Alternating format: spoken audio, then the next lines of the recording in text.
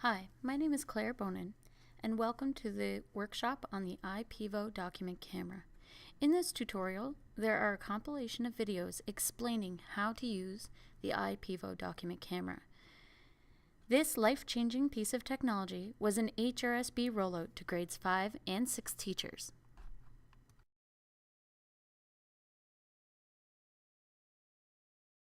Hello, this is an introduction to the point-to-view or P2V camera by Ipevo, and this is the box that it comes in.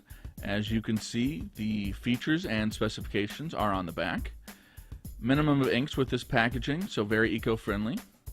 Opening it up, we have the Quick Start Guide, which will get you up and running in just a few steps.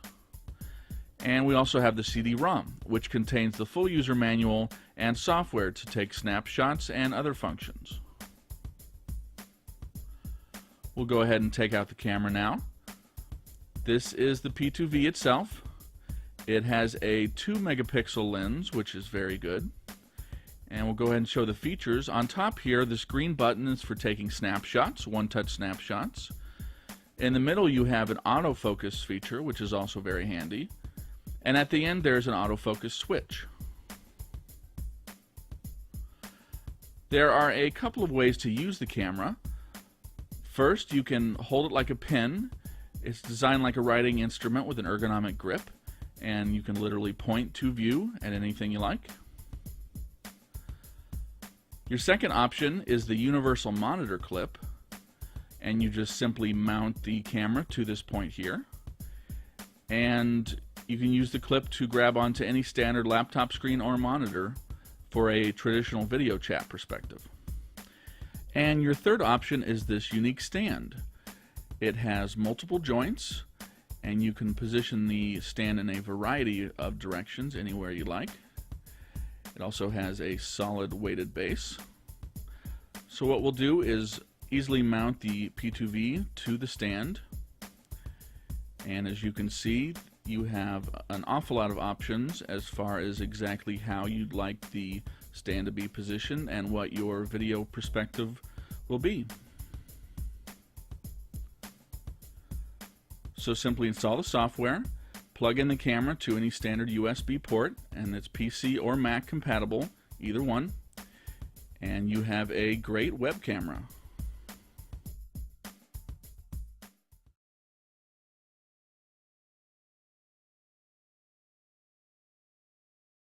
This Super Tips video is all about shooting what's sure to be a common subject for many users, a standard 8.5 by 11 inch sheet of paper.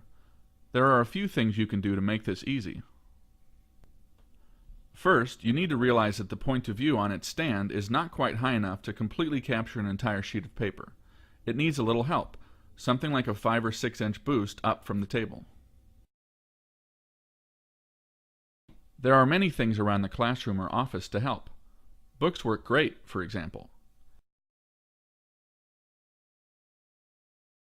And, as several users have pointed out to us, our tubular wireless speakers are the perfect height and circumference to give the point of view the necessary boost, if you happen to have tubular. Besides those, the point of view actually comes complete with its own boost, the box it came in. Set the point of view package on its side and you'll have the right height you need. Once you have the proper height, you need to tackle orientation. The point of view was designed with not one, but 3 attachments on the tip of the stand to give you additional flexibility when it comes to orientation. If you position the point of view on the default center attachment, the sheet of paper won't have room to lay flat.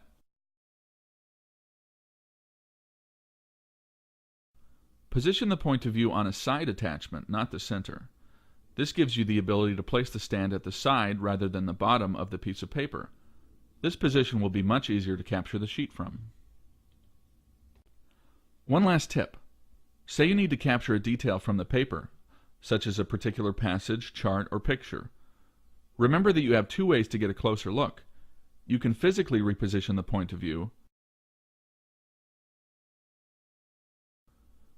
or you can use the zoom option, which is located in the upper left-hand corner of the camera interface on your computer screen.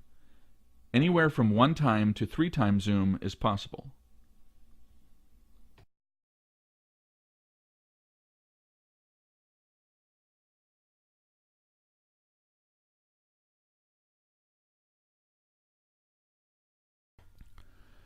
This short video is designed to give you a few tips on how to shoot in low light situations.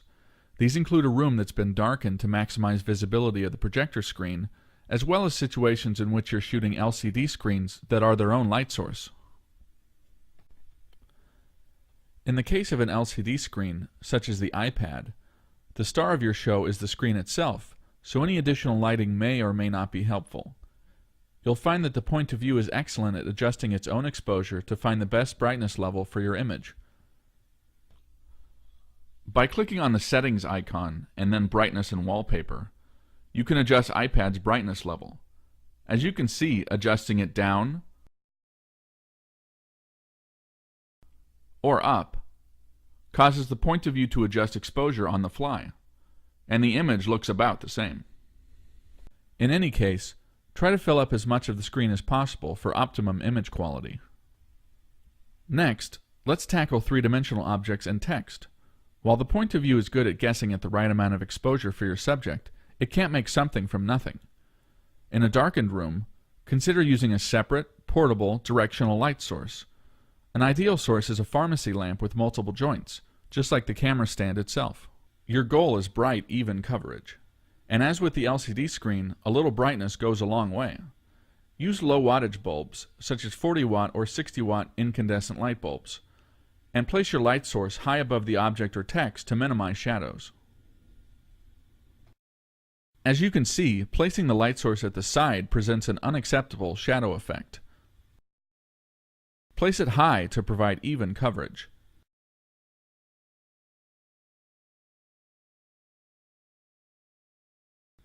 But don't place the camera body between the light source and the object, as that too will result in a bad shadow. One more tool you have at your disposal is the exposure adjustment in the point of view's interface. The second tab on the interface is for exposure, and you can darken the image by selecting -1 or -2, and brighten the image by selecting +1 or +2. This is a good option for fine-tuning. In any case, use trial and error to come up with the best combination of light placement, light strength, brightness settings, and exposure settings. Remember, don't trust your eyes. Trust the screen. This workshop has been brought to you by the STEM NS team in conjunction with the Democracy 250 Legacy Fund.